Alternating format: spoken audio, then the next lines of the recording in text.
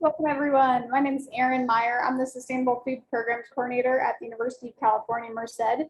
Today, we're here to just have a little community chat about the film, The Ants and the Grasshopper. So there's no need for any other introductions unless you all want to introduce yourselves. This is just a time to chat about the movie.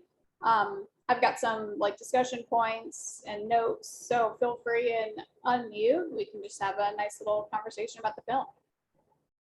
Sure.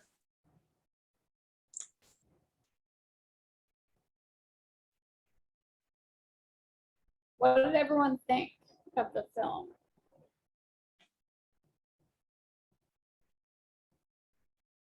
Were there any key takeaways?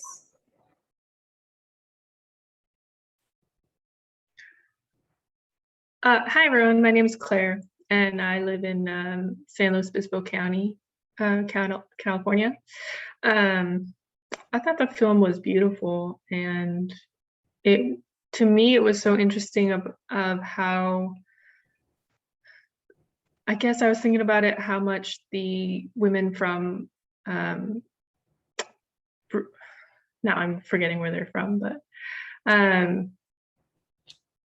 the farmers from Malawi, there we go, how much more I had in common with them than some of the American folks that they interviewed in the just idea wise, had a lot more similar ideas with those women versus some of the farmers here in the States. I thought that was really interesting. Yeah, I have the same takeaway. It's strange. And we're also just interconnected. Sometimes we think that they're very far away and you might not have a lot in common, but we all have a lot in common. And I think the film did a good job at showing the interconnectedness of us and of the world. I also liked that it was very balanced. You know, with some climate change movies, it's it can go very one-sided. And we obviously know, I think I know where the director was headed, but it was very even keel and not incredibly alienating on one side or the other. So I liked that it was balanced in that way. Okay. I'm sorry, I haven't seen the movie, but I have saw I saw the trailer and clippings of the movies that was in the thing. When I saw the trailer, I was perfectly getting connected to the movie because there was one guy, he said, "Oh, I don't know anything about it. What am I going to do about the climate change?" It's just one person. But I didn't watch the full movie to make a good comment or something. But there are people that don't know, they don't accept climate change at all. I'm just not particularly saying about US, in everywhere. There are some of them, a group of people, they don't really accept climate change, and they don't really connect climate change with landfills getting filled up, or food that is thrown in landfills. A lot of other connections. They say, "Oh, what is the connection between I'm throwing my food to a landfill, and how is that going to affect climate change?" Because I'm seeing people in and out. I talk to them and say, "Hey, you know what? There is nothing like climate change." I'm like, "Okay, fine, but you need to, read more or see movies like this." So when that guy said, what am I going to do with, the climate change or something, I could clearly connect with that trailer clippings. I still need to I have to see the movie. Yeah, and there's one point in the film where they're like, yeah, but changing would require us to change everything we do and everything we eat. It was one of the farmers, and they said something like, we would have to change everything we grow and everything we eat. And I'm like, yeah.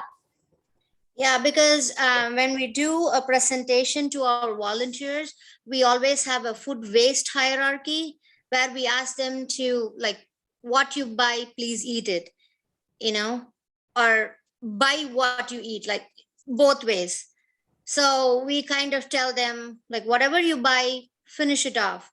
Or there are, like food rescue, non-profit organizations where you can donate those things as well. So we follow that hierarchy, which is a perfect example of, what can lead to this movie, or these kind of movies.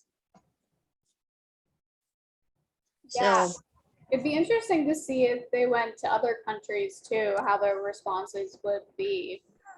I have a feeling they might be similar, but it would be interesting to see that. yes, to me, UK and America, because I can give US status stats, because there is one person who's wasting 400 pounds a year, according to Feeding America. You can take any stats, EPA, any stats.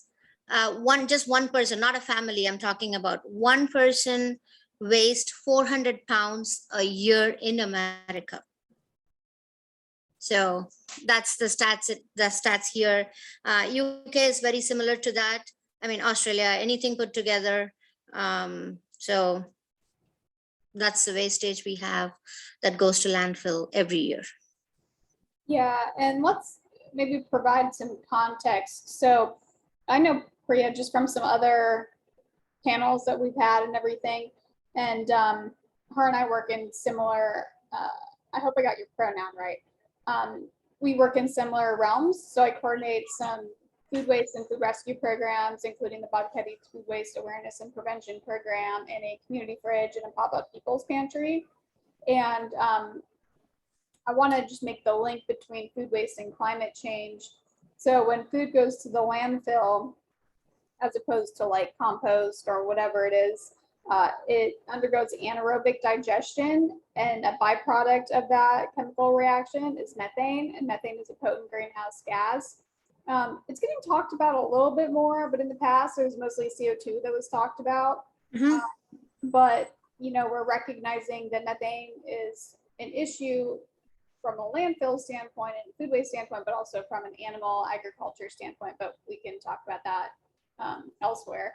So yeah, food is one of the biggest components in a lot of our landfills, and it generates methane. It's a greenhouse gas. When you waste food, it wastes all the other resources that go into it, like seeds, labor, energy, water, all the embedded emissions associated with getting with the production. Yes.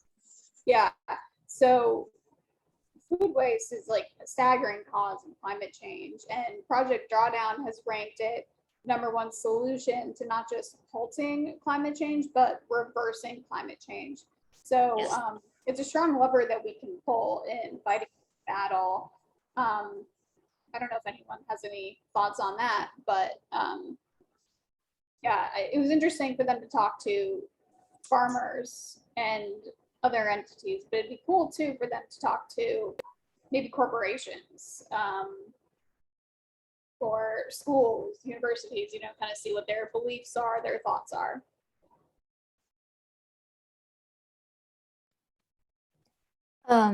I know a little bit of information about, I guess, food recovery in big corporations. I know they follow the model of EPA's food recovery hierarchy, which I find to be really interesting, especially in corporations, because a part of that hierarchy is feeding food to people who are hungry. And there's this kind of assumption that, instead of wasting the food, if we take that food and redirect it to feed hungry people, then we'd be solving the problem. But the problem isn't that simple. It lies within the American food system and beliefs stemming back from the Green Revolution, and the ways that poverty is implemented in the US. And actually that, bringing it back to the film, one of the farmers talking about we need a change in the system in order for everything to happen. And I think like those corporations using that hierarchy isn't necessarily the answer, because there's people within those corporations who don't have enough money to properly buy food. And so it's interesting to think about them using this hierarchy, because they're probably just using it in order to better their own ability to make profit rather than to actually help people. Yeah, there's a lot of greenwashing going on, unfortunately.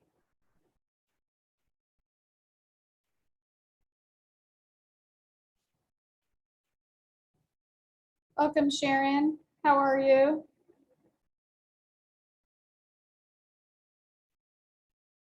Does anyone have any points that they wanted to chit chat about? I've got some in case we don't.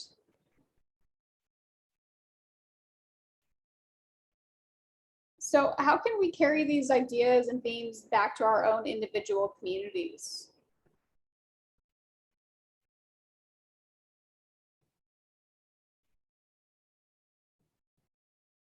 There was a point when they talked about how we need to have these debates because the debates lead to change, right? And at least then we're talking about it. So that could be one way that we bring these ideas back to our communities, is just by talking about it and sharing the film and sharing our ideas. Because the more these people hear the message, maybe the better. Yes. Let me bringing it to people, getting it to the people who really needs to understand this concept will make a big difference. Like these kind of debates, yeah, see, I'm joining, there are a couple of them who are coming again and again to discuss about these kind of movies, or talked about food rescue, food waste, everything. But we need to have more people like commoner that were not in this organization, or getting words to them would be a change. Mhm. That would be one of them. Common, when we talk about, we know what is happening, but people, those who are not coming to these kind of debates, or they don't want to watch a documentary, so they're like, why do I have to watch this? So we need to promote this to those people. That's one of the way we can promote food waste and food rescue. When was this film created? Pretty recently. Let me check the exact date.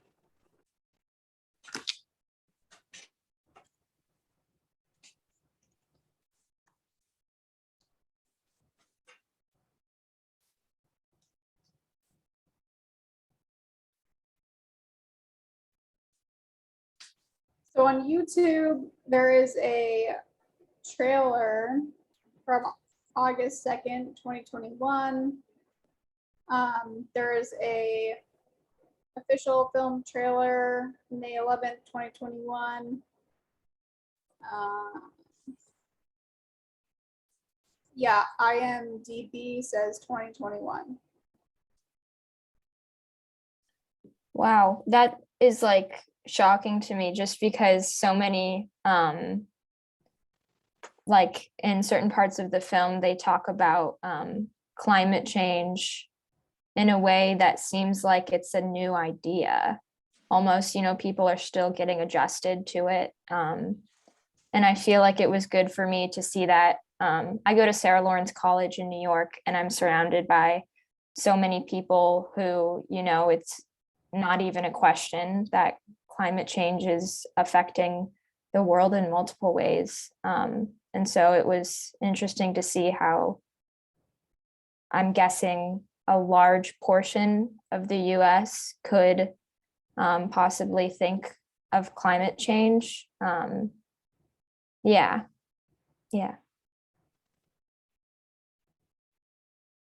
Interesting. I don't even know what my world would look like if people, like everyone I knew, if everyone understood climate change, my world would be much different.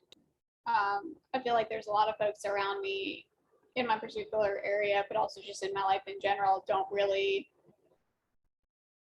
believe in it. But also, if they do believe in it, then they don't realize the urgency of it. And it's unfortunate because I don't have anyone I feel like I can commiserate with on this topic. I don't know if anyone else has the experiences of like eco anxiety and eco grief, but every time I start thinking about these issues, it just makes me really, really sad. And if the people around me don't agree with it or don't understand it or don't think it's a priority, I'm like, I don't know who to talk to besides, you all. But it's hard. So you're in a good place, Maggie. I'm kind of jealous. Yeah, I feel very fortunate. But it also like during COVID and stuff, when I felt like I didn't have a lot of people to talk about it, like at the very beginnings, I really relied on Sunrise Movement. Are you familiar with Sunrise Movement? Yeah, cool. Yeah. And they had like a lot of streams going on, talking about climate change and how to address it and the Green New Deal. And that's something I'm still connected with. That's brought like me a good community, I feel like, of people to talk to from all around America. That's great. So is there a chapter near you?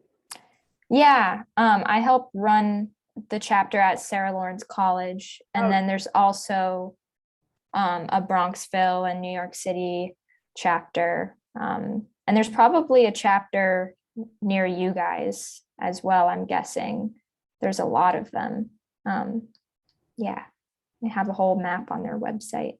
Yeah, I think there's a few in California, more than a few, but not really in my particular area. I guess I could start one. You only need 3 people.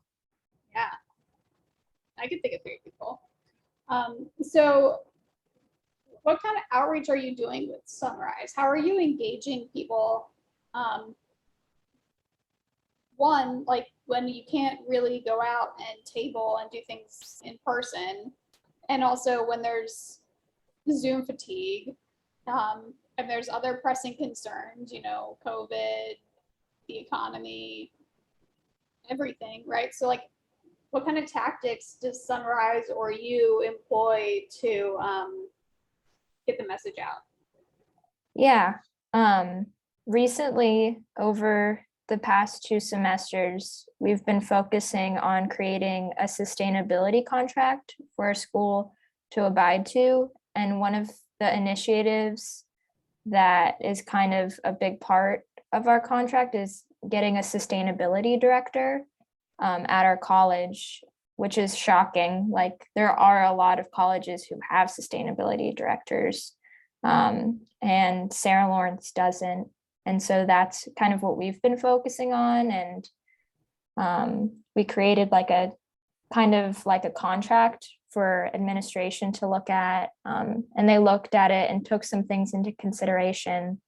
But it's been a very slow moving process, especially because it's hard to like see, like try to find a common ground with administration, because it really feels like in some ways students and administration aren't on the same side.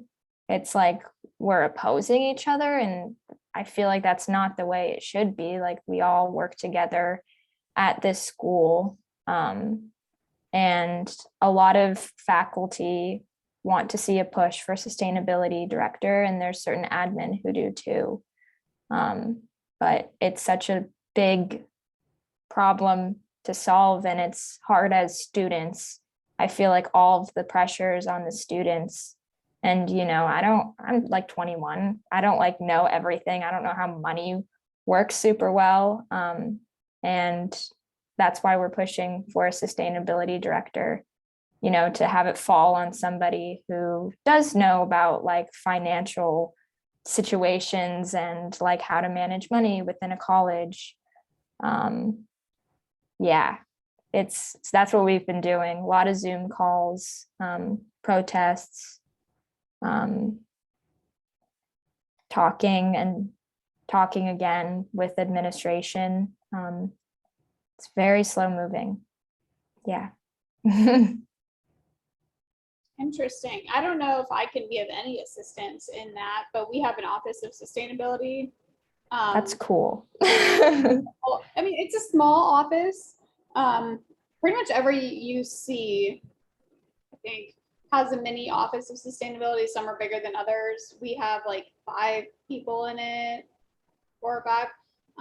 And we have a director of sustainability. I don't know if maybe you wanted to pick his brain or anything, but he's fantastic. His name is Mark.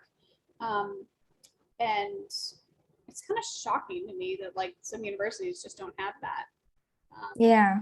Because it's needed, like an entire office. I don't think you need just a director. I think you need a whole office, you know? It's a lot of Definitely. work. Like if you're going to consider food sustainability, energy, water, everything, it's an office. Yeah. It was really embarrassing yesterday. We had a guy who is a sustainability director at Bard come and talk to us, and he kept throughout the lecture referring to our sustainability director, like saying, oh, just go talk to your sustainability director about that. And towards the end of the lecture, everybody, in the audience was like, we don't have a sustainability director. And it frustrated me because administration, like nobody from administration was there to see that.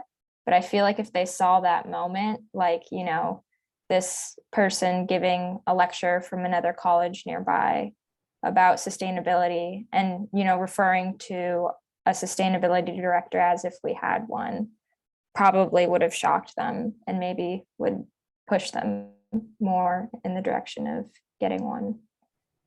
Right. Was it recorded? I think so. Maybe I could send it. I mean, that's better than nothing. Mm-hmm. It's Or true. this. You could send Yeah. a recording and share what happened.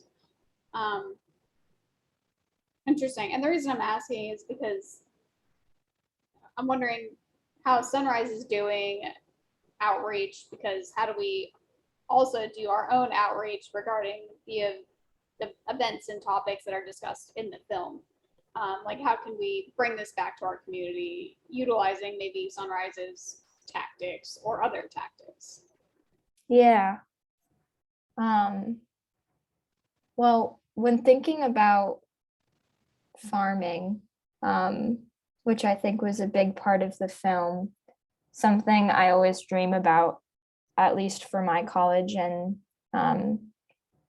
through different organizations on our campus, like Herbicide Free Campus and Grow, is working towards having like we have a small garden at our school, but we don't have I know some schools have like small plots of land that they grow food on.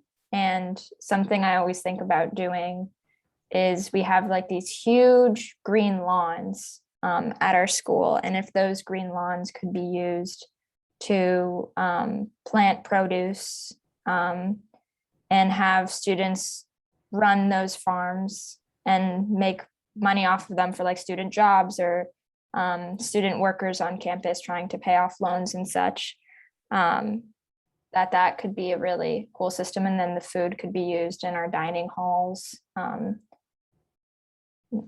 just kind of see how that sort of project could cycle.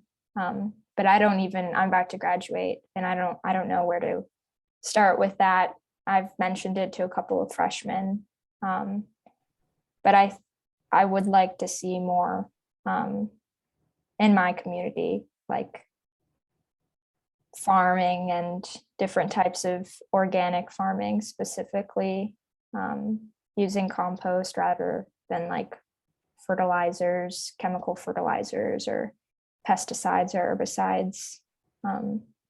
no Roundup, obviously. Yeah.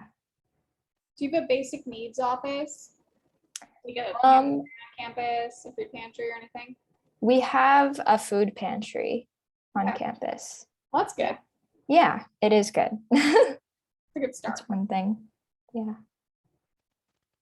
Sorry to kind of, I'm talking a lot about my school. I would be interested in hearing people's ideas about the film or, what's up in their neighborhoods.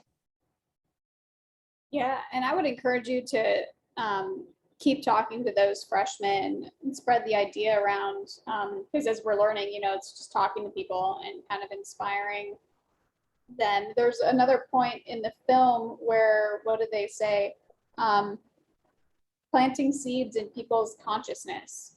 So, just by talking to those freshmen, you can plant those seeds. Maybe they then start a farm or something of the sort, right? Sustainability oriented. Cool. How did everyone feel during the film and or after the film, like emotionally? Any thoughts? I thought like at the beginning I was feeling kind of upset with the outright sexism and trigger warning things that came up. And I found myself getting a little upset too at some of the answers from some of the farmers and some of the stances by them. And a lot of their unwillingness to even keep listening. It felt like at times they were talking and the other farmers just seemed to tune out, stop listening. So that's kind of how I felt for the most part of the film. And then at the end, I felt more hopeful because we saw how Winston really came around. And also Jordan ended up coming around too. So I think it ended on a hopeful note. But overall, thinking about it still, you brought up a good point about when was this film made? Like, why are we still even talking about this? Like, this film could have been from the 1990s, right?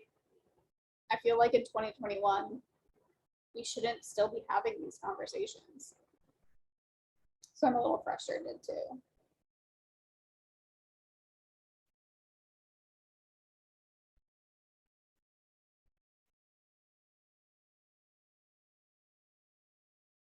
Has the film changed how anyone sees the world? I know, Priya, you haven't seen it yet, but. No, I haven't seen it yet, the movie, but with the, I mean, as I said, with the trailer, it is frustrating. I mean, I really don't know how to put this because there are a lot of people, I'm talking about my community where I'm from, like El Paso. They were like, okay, some of them, they're farmers, but they said, oh, okay, it's okay. I can throw this outside, I mean, to the landfills. So some of the farmers are okay with it.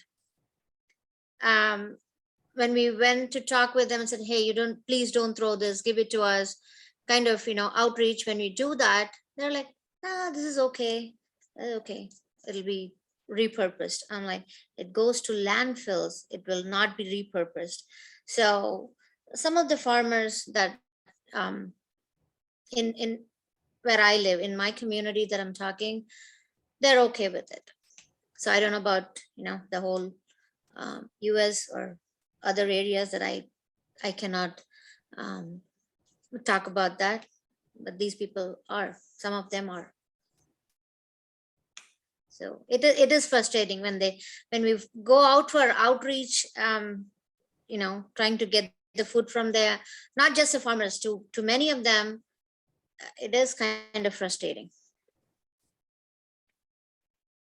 I thought it was interesting too how it wasn't just the older generations, the older farmers that seemed to not care or believe in it. It was also some of the younger ones, right? Mm-hmm. And it challenges that stereotype of us younger folks being like woke and everything. So it really shows that we have to work really up and down and with everyone, all ages, all everything. Probably is their mindset, where they grow up like as farmers. When the dad is a farmer and then he becomes a farmer, they're like, oh, okay, this is, quite happening in our farms. So maybe their mindset, that it's like, okay, my dad did this, so why not me, kind of a mindset from the younger generation as well. Right. Mhm. Lot of things needs to be addressed when we talk about farming, food rescue, food waste, anything. Lot of thing needs to be addressed, to me, by the government. They need to have something, like a bill passed or something to be done by the government as well. Not just, people have to incorporate in their everyday life, that okay, whatever I buy, I eat, those kind of things. But if there is a strong bill that passed by the government, there might be a change. At least, we cannot accept 100%, but at least some percentage people will change due to the bill. Or Yeah, that's and my I think there is some of that coming through USDA in where they're, granting or having funding available for, things like the urban agriculture. There's a lot of money going into farm to school right now, like getting local food into schools and institutions. So I think there is hope in those kinds of initiatives that the government is taking, but it is going to be, I think, very slow from the government's point of view, because they say, yeah.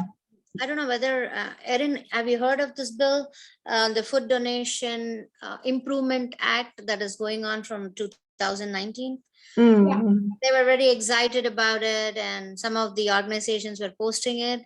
When we read the bill, like clearly, none of our, like, these kind of food rescue organizations are not happy about it. Because they really don't want to do that much to support it. The bill, when you read the bill clearly, it's something that I personally not prefer that, it is my opinion that I'm bringing it up. So I don't know. Yeah. Yeah, exactly. It's a big system, right? And it's taken not very much time for us to get here, unfortunately, but it's going to take a long time to get out of it. Yes, exactly. Yeah. So when I read the bill clearly online, I'm like, no, this is not what I wanted, Yeah.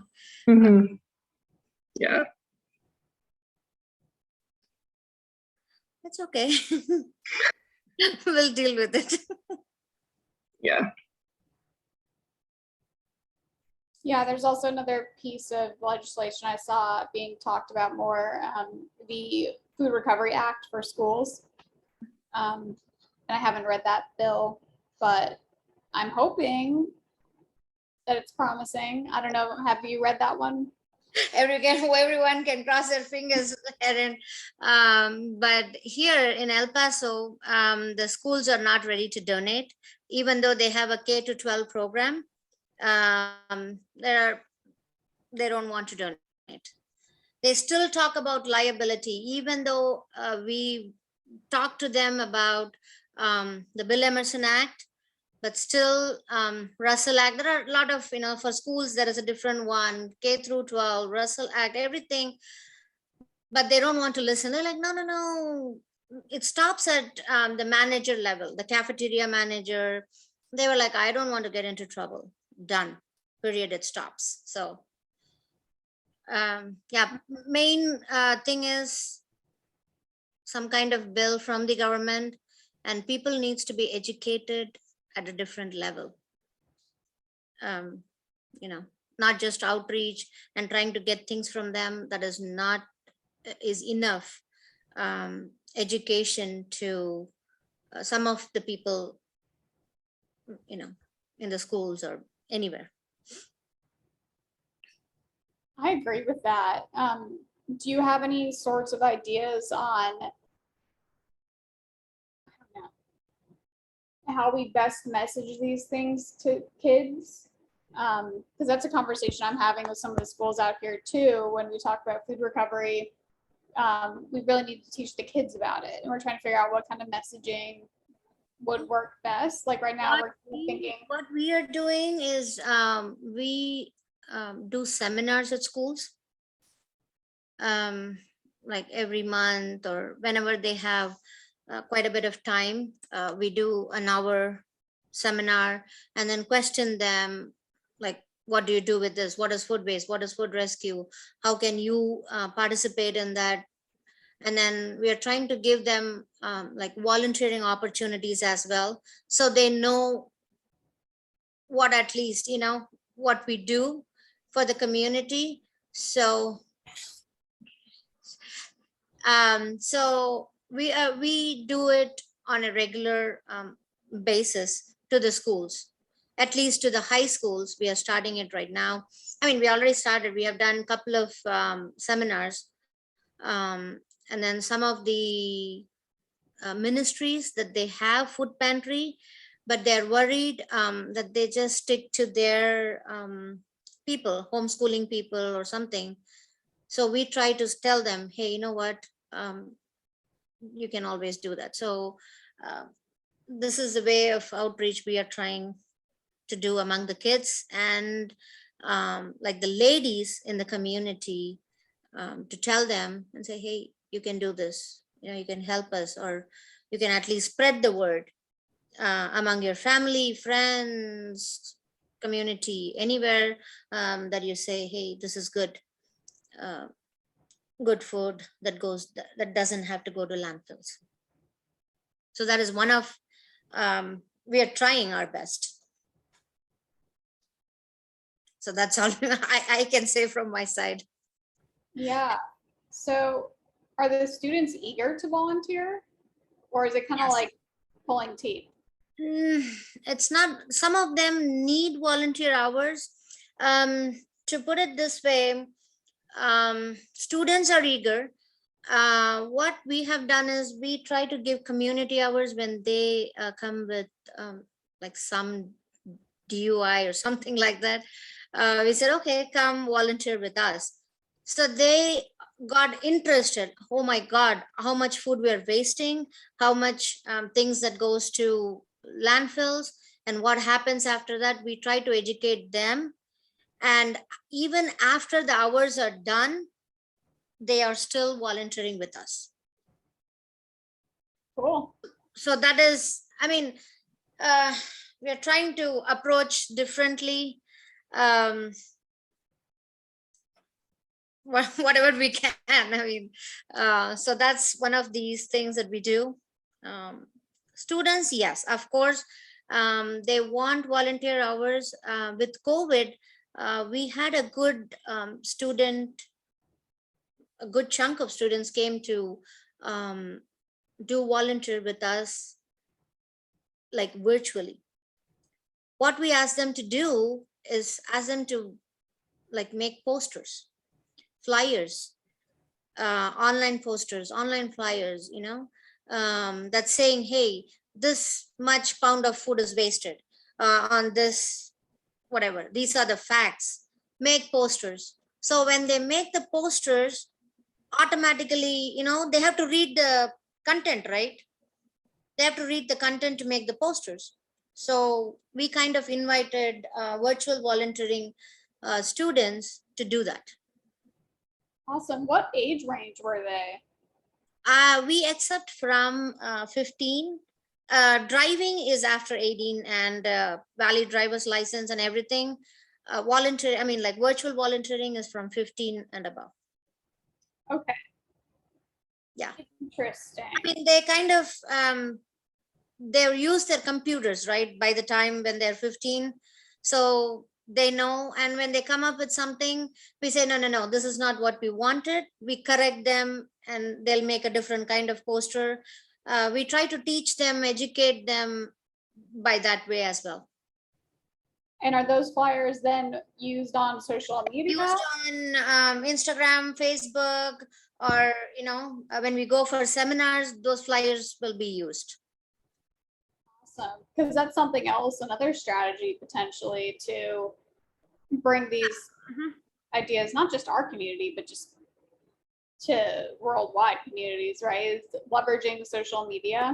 When COVID hits we had a lot of virtual volunteering, not just from El Paso, from Michigan, New York, a lot of other places. So outreach. So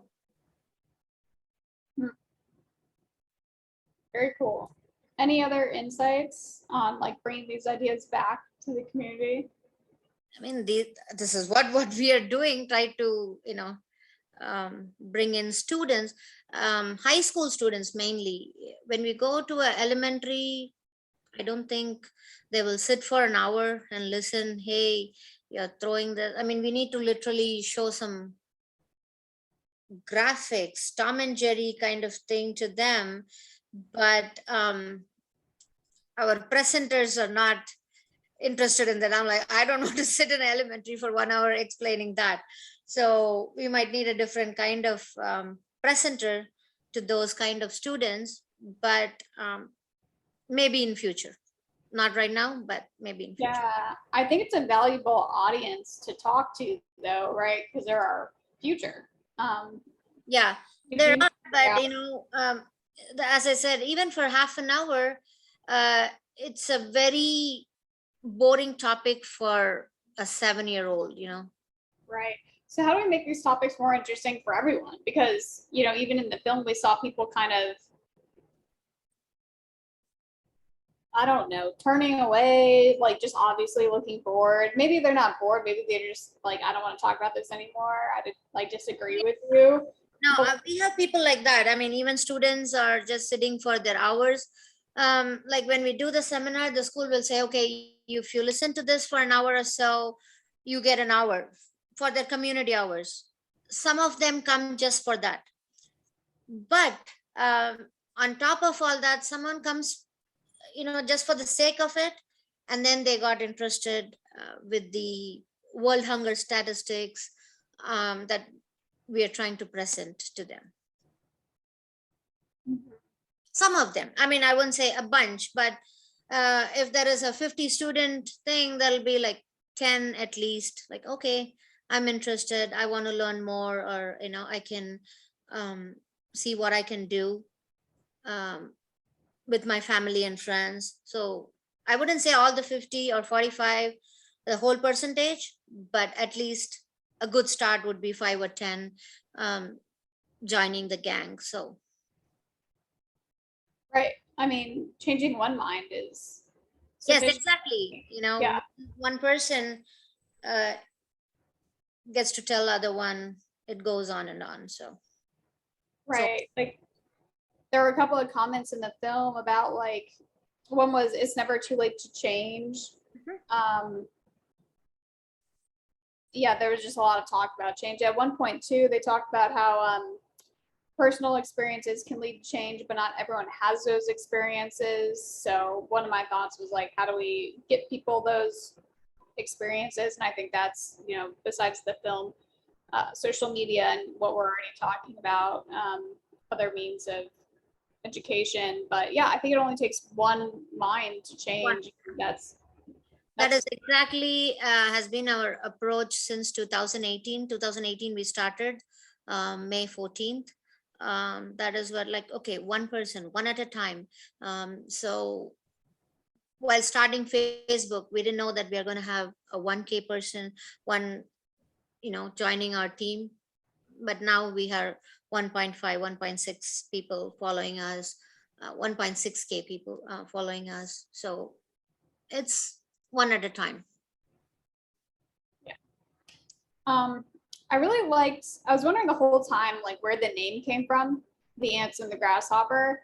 And I love at the end where they say they filmed these ants and a grasshopper, and the quote was, "There are so many ants, but only a few are lifting the grasshopper." And I just thought that was a really interesting quote, and I liked that they named the film similarly. Any takeaways on that? I can put the little quote in the chat too.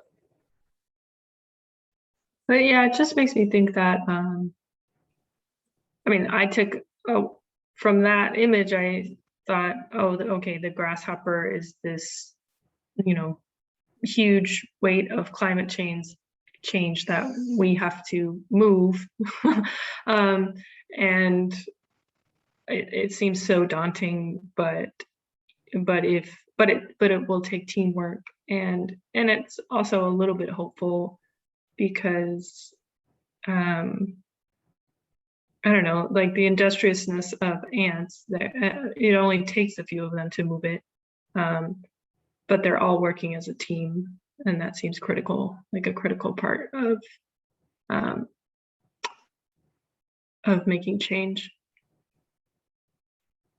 Yeah, I agree. And I'm just like, it's going back to nature, talking about nature and everything. So Sharon or Stephanie, if you have any comments, feel free and throw them in the chat, or if you want to unmute, that's cool too.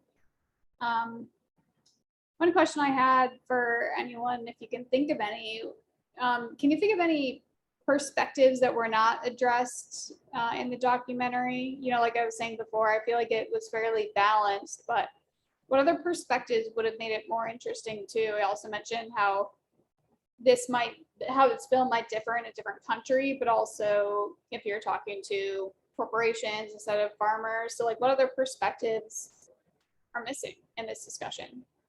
I cannot talk about this because I didn't watch the movie yet. Right, true.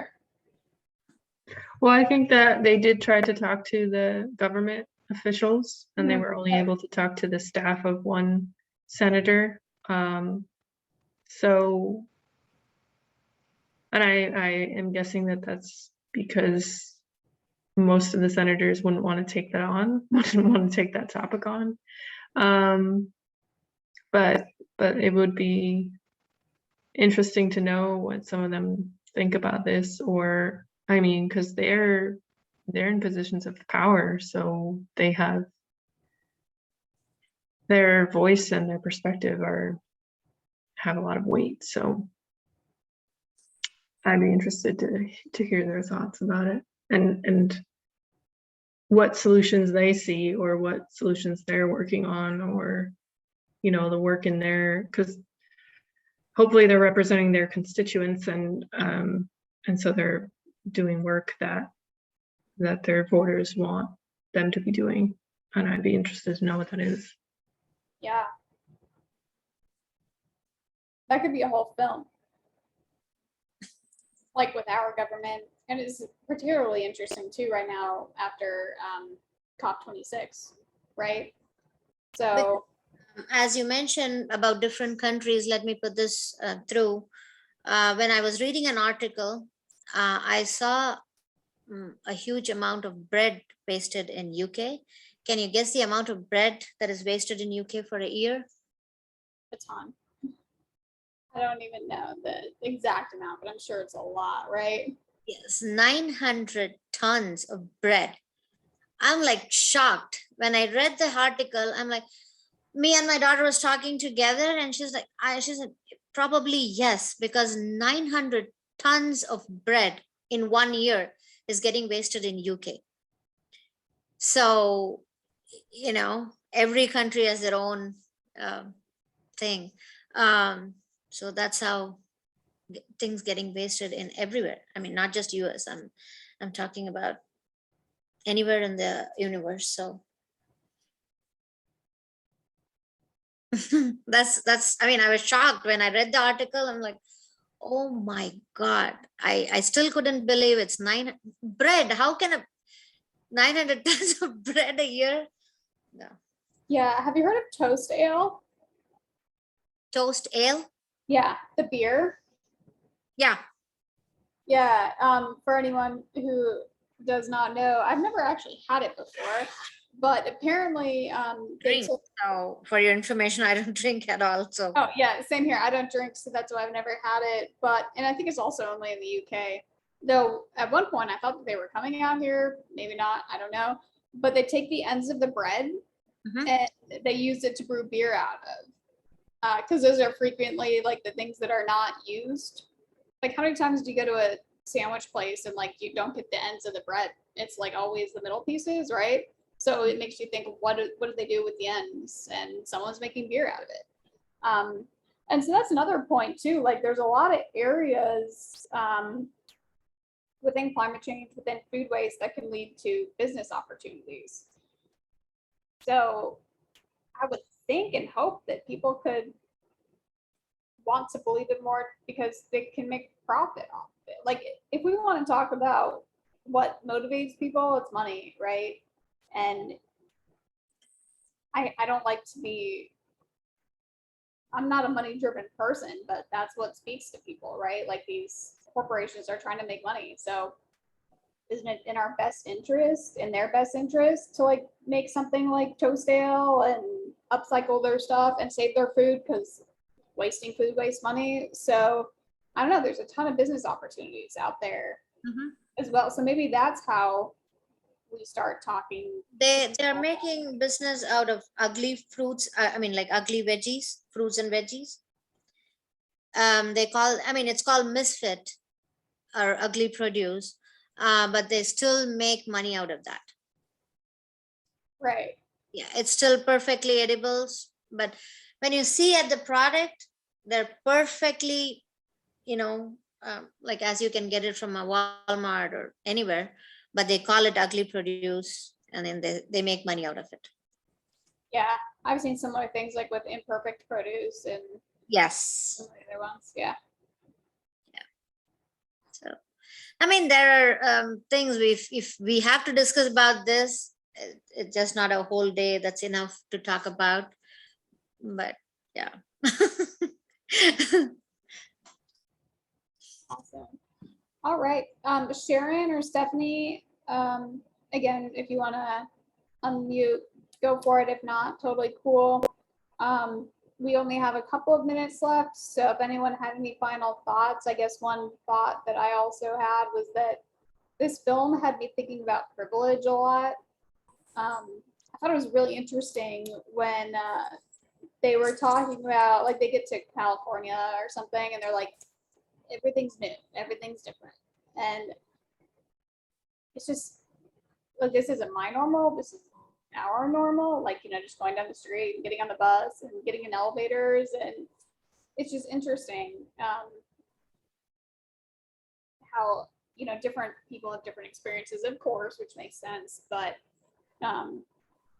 yeah, I also was just thinking a lot about privilege in the sense that I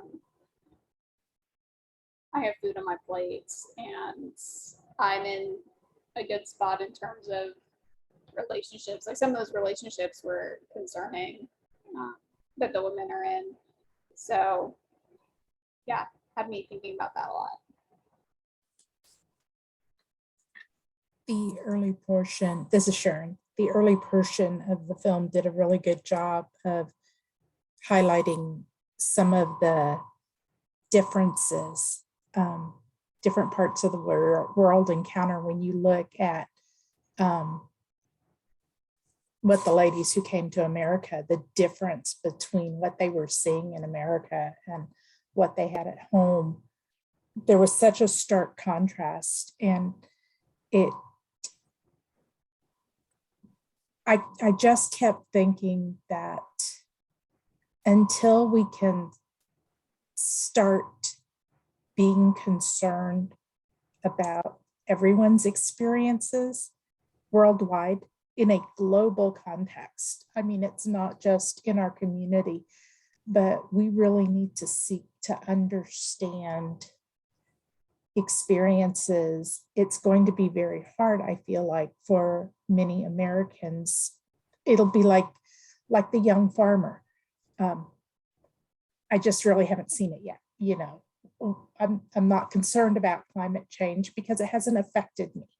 And Right. we've got to find a way to change that mindset, that if it affects any one of us within humanity, it affects us all in some form or context. So we really do have to, it's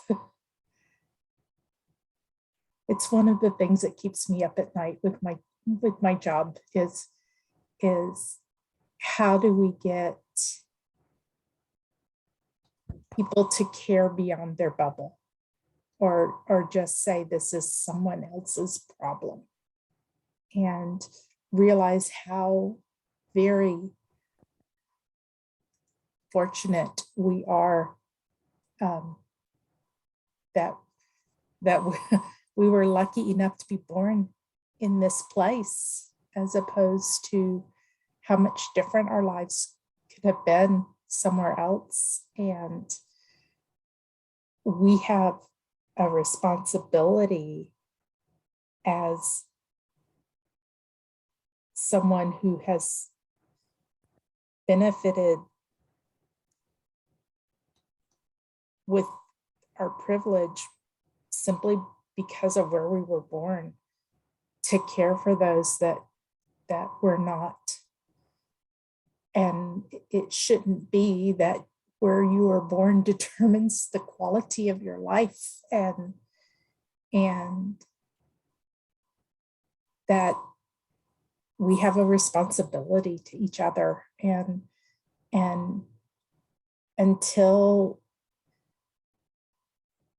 we really can understand and appreciate that, this is a tough road to walk. Wow, that was really well said. I think we should wrap it up there, just for the sake of everyone's time. And also, I don't know how I can top that. That was brilliant. So thank you, everyone. This was a really interesting conversation. We haven't had this kind of community talk before. Usually it's a panel with like the person from the film or something like that. So I think this is fun. Thank you all for participating and for joining. One plug for our future event on this Monday, the 6th, we are having an AMA, which stands for Ask Me Anything, where a expert comes in and anyone on Zoom can ask them questions related to their field. And this month's guest is Leslie Davenport, who is a climate change psychology or climate change education consultant, I believe. And that is at 2 p.m. Pacific Standard Time. So for you folks on the East Coast, that would be 5 p.m. for you. I will be sending out this recording shortly via email. And in that recording, email, and everything, it will also have the sign up for that next event. And I hope to see you there. This will be an interesting conversation because, you know, we talked a little bit about eco grief. So I'm sure that's going to come up and everything. Eco grief, eco anxiety, all of those things. So feel free and join, and have a great rest of your Friday, everyone. Okay, thank you. You too. Thank you. Bye. Bye-bye.